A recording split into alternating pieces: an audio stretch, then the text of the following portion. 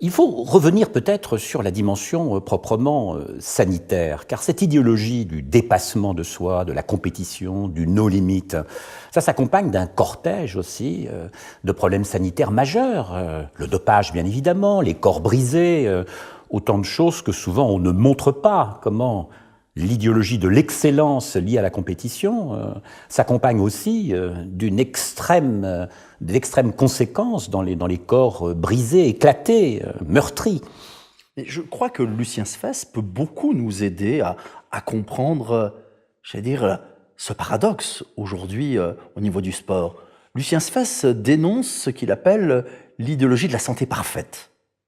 Et il montre comment ce refus du droit d'être malade, ce refus du vieillissement, aboutit paradoxalement à fragiliser les individus. Et bien de la même façon, je dirais cette idéologie de la grande santé dans le domaine du sport, c'est-à-dire une sorte d'hypervitalisme, refoule ce qu'est véritablement l'humain. Et l'humain n'est grand que dans le respect des faibles, mais aussi de la part faible de chacun. Et on ne peut pas ensuite s'étonner du fait que le sport soit un vecteur d'accidentologie aussi important et génère autant de drames et de souffrances humaines si effectivement on ne voit pas ce lien entre le toujours plus qui est demandé et ce que sont les possibilités humaines. Mais je crois qu'il y a peut-être des raisons de fond non dites. J'ai presque envie d'établir, au moins à titre, j'allais dire, exploratoire, un lien entre la conception du corps dans le sport et la conception du corps dans la religion. C'est-à-dire cette idée que non seulement il faudra gagner son pain à la sueur de son front, mais il faut aussi gagner ses médailles à la sueur de son front. C'est le tu enfanteras dans la douleur. Mais ce tu enfanteras dans la douleur, ça vaut aussi pour le sportif. C'est-à-dire que oui, on a affaire ici à un corps qui est nécessairement souffrant, mais je dirais que cette souffrance n'est pas quelque chose qui serait comme un supplément d'âme. C'est presque, je veux dire, c'est la mesure finalement de l'effort. Cette souffrance est consubstantielle, je dirais, non seulement à cette conception du corps dans la chrétienté dominante, mais dans ce qu'est le sport véritable aujourd'hui. Donc après, il ne faut pas s'étonner du fait que le sport s'oppose au vrai désir, qui est le désir de vie. Et je dirais, ce vrai désir de vie, c'est le désir de rencontre, c'est le désir de partage, c'est pas le désir d'être premier, c'est pas le désir de faire plus que les autres. Donc dans le sport, on a une série de violences qui se cumulent. On a d'abord cette violence symbolique dont on a déjà parlé, le tri, la sélection, l'élimination. On a cette violence physique. Je dirais qu'on a aussi cette relation d'amour-haine. D'amour-haine, je dirais, des autres, de soi-même, de son propre corps. Donc on va s'affliger effectivement de la souffrance à travers ces entraînements.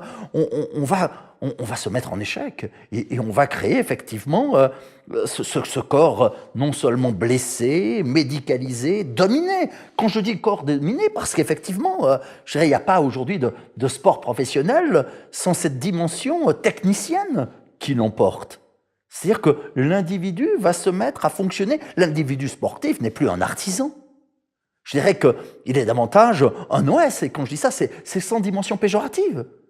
C'est-à-dire qu'on va décomposer chaque geste en éléments élémentaires. On va effectivement renforcer cette puissance, cette capacité en essayant de gagner des microsecondes.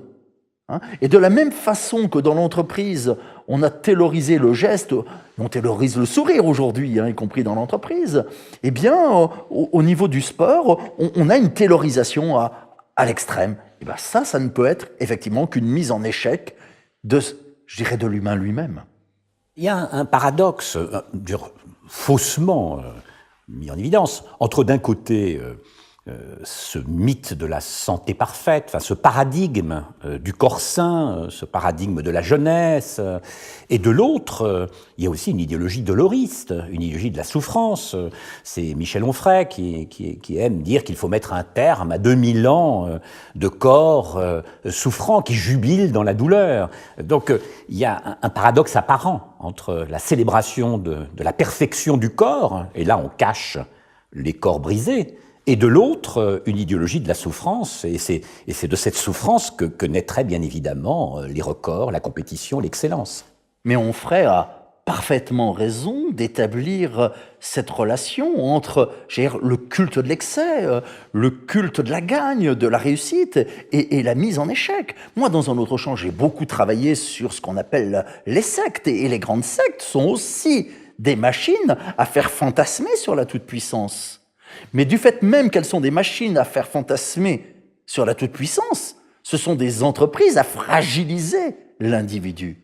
C'est-à-dire, si je ne reconnais pas la part faible, si je ne reconnais pas le droit à l'erreur, à l'insuffisance, à l'échec, je ne peux effectivement que créer des situations catastrophiques.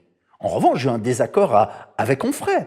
C'est-à-dire qu'Onfray voit juste lorsqu'il dénonce le dolorisme, mais après, j'allais dire, il saute par-dessus le mur, en quelque sorte, lorsqu'il propose, dans les féeries anatomiques, d'avancer vers le cyber, vers l'individu appareillé. Et là, il me semble, si je l'ai bien compris, qu'il rejoint paradoxalement l'idéologie sportive dans ce qu'elle a effectivement de pire.